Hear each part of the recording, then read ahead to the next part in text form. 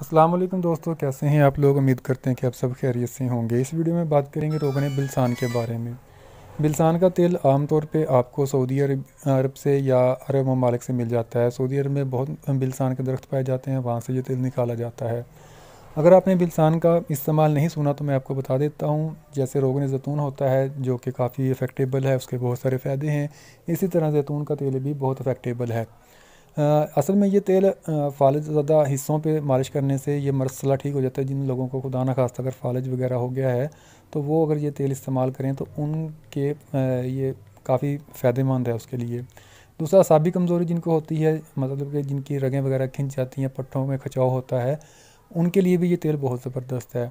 लेकिन जो तीसरा इसका काम जिस चीज़ के लिए ज़्यादा इस्तेमाल किया जाता है वो मर्दाना क़ुव्वत के लिए है, नफ्स की लंबाई, मोटाई और उसकी कमज़ोरी को दूर करने के लिए है। लंबाई मोटाई का जो असल इशू है वो मैं आपको पहले एक वीडियो मैंने अपलोड की है, उसमें बता चुका हूँ कि जो जेन्युइन मोटाई होती है वही होती है कुदरती तौर पे। उसको कम या बड़ा करने का जो कंसेप्ट है, जो हमारे जहन में वहम होता है, वो उसकी मैंने सारी डिस्कशन आपको पहले मैं बता चुका हूँ। तो यहाँ पे वीडियो लंबी ना हो इसलिए अब मैं आपको सिर्फ रोगन बिलसान के फ़ायदे के बारे में बता रहा हूँ और उसका इस्तेमाल बता रहा हूँ।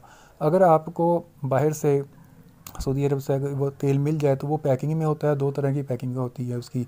एक छोटी सी बोतल होती है 3 मिलीग्राम की, और एक होती है 100 या 150 मिलीग्राम की एक बड़ी बोतल होती है।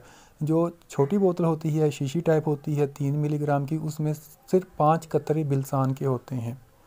जो जेन्युइन बिलसान निकलता है वो बहुत गाढ़ा होता है और उसके 5 कतरे होते हैं।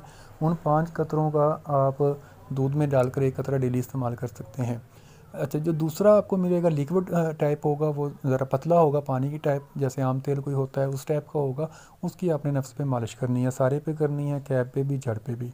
तो उससे आपका ये मर्दाना क़ुव्वत वाला इशू ख़त्म हो जाएगा।